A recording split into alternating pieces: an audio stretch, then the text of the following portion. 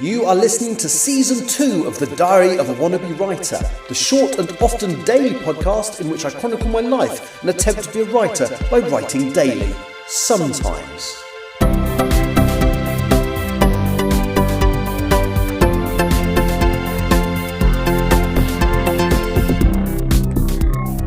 Hello, today is Tuesday the 22nd of July 2025 and you're listening to The Diary of a Wannabe Writer.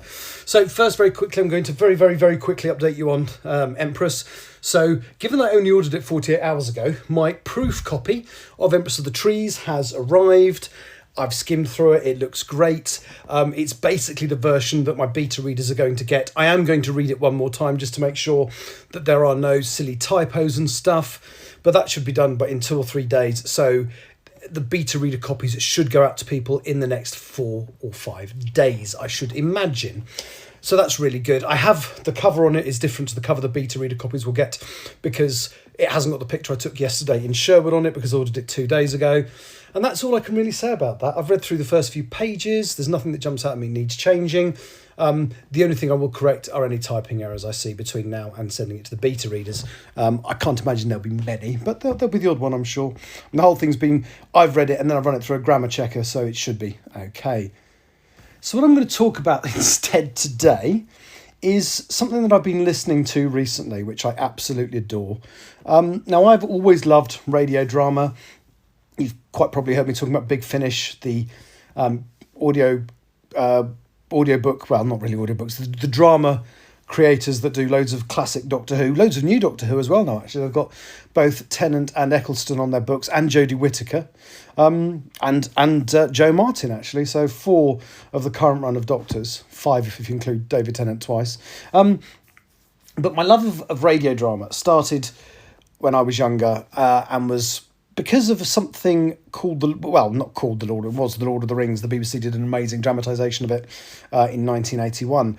But actually, it's a show that's a lot older than that has really caught my imagination. It was probably the next big thing I listened to after The Lord of the Rings. And it's called Journey into Space. Now, it was first made in the 1950s. It was so old that the cassettes did not exist in those days. So the versions that the BBC now have were actually put onto records for sale abroad. And they thought they'd lost them all. And actually a haul of these things turned up. Now, they recorded one series called, I think it was called Journey to the Moon. It was the first series. I might have got that slightly wrong. And then the second series they did was called The Red Planet. And the third series, I can't remember what the third series was called off the top of my head. But the first series was 18 episodes. The second episode were 20 each. And then I think, for some reason, I'm not quite sure why, they re-recorded the first episode. I think possibly because nothing happened very quickly. So they re-recorded, not the first episode, sorry. They re-recorded the first series and called it Operation Luna and took it down from 18 episodes to 13. Now, it's proper boys' own adventure. There's almost no female voices. In fact, I don't think there's any female voices in the first series and not that many in the second and third. It's all about these 4 astronauts that go into space to the moon for the first time. That's in the first story, Operation Luna. So Captain Jet Morgan, I think his real name might be Andrew, but his nickname is Jet, they call him Jet Morgan. You've got Doc Matthews. Now, I mention this because Doc Matthews, he's their medical person. I have a doctor in Empress of the Trees. He is called Doc Matthews absolutely as a homage to Journey into Space. Then you've got the guy who is financing it, Mitchell, the Australian guy. He's financing it for reasons that are never really made clear. This first rocket to the moon, bearing in mind this is made before we did actually visit the moon. And then the last is the radio operator and engineer, Lemmy Barnett. Now, Lemmy is... It's such a silly character and it only works because it's so old. So, for example, in episode 1, as they are taking off and going to the moon, he's like, he didn't know that G-forces would happen when the thing accelerated. And he's like, oh, no, I hope this doesn't last for too long. Oh, nobody told me about this. And I'm thinking, oh, my God, they haven't even trained him. They've literally got a radio or an engineer and put him in space. So Lemmy as a character is... He's funny, he's a bit stupid, he's basically somebody who'd never realistically make it into space.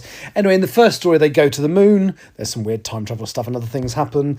And then the second series, it's set a few years later, there's now a permanent base on the moon, and they're using it as a staging post to go to Mars, and it's called The Red Planet. And it's the first few episodes, that's what I'm listening to at the moment. It's quite scary because so there's 9 spaceships, the main spaceship and 8 basically cargo spaceships that are taking the 20 men to the moon.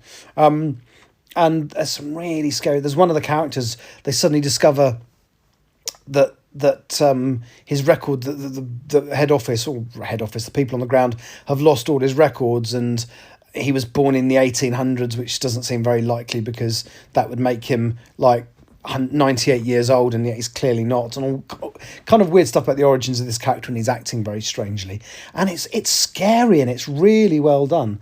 And I can't remember what the third series is, but it kind of wraps it all up.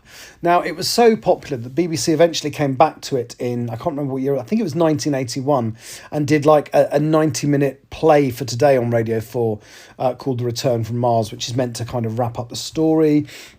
That went down so well that they did a new series called Space Force, which has basically it's not the same characters, but it's the same 4 stereotypes. The commander, the financer, the doctor, although he's a professor in this one, and oddly enough, Lemmy Barnett. Lemmy's of his great-great-grandson was someone, still a radio operator, and I'm willing to guess still doesn't know what G-Force is. They also did a couple of one-off 1-hour episodes of Journey into Space in 2010s. I've gone over slightly, sorry. So it's very, very slow. It's got very rudimentary sound effects and music. I mean, it was made in the 50s. But it's just, there are moments in it that are really clever. Given that we hadn't been to the moon at this point at all, there are moments in it that are really clever and quite scary. And it's an absolutely cracking radio series. So there you go. That's my recommendation for today. I'm sure you can get it online. I think that you can listen to it. It's on YouTube, and I think you can just listen to it on YouTube. Journey into Space, Operation Luna. It's both awful and bloody brilliant at the same time. Thanks for listening. I'll be back at some point tomorrow. Take care. Bye-bye. You have been listening to The Diary of a Wannabe Writer. For more information about what I'm writing, go to linktr.ee/Richard Writes, capital R, capital W, where you can find details of my website and social media. I may see you there.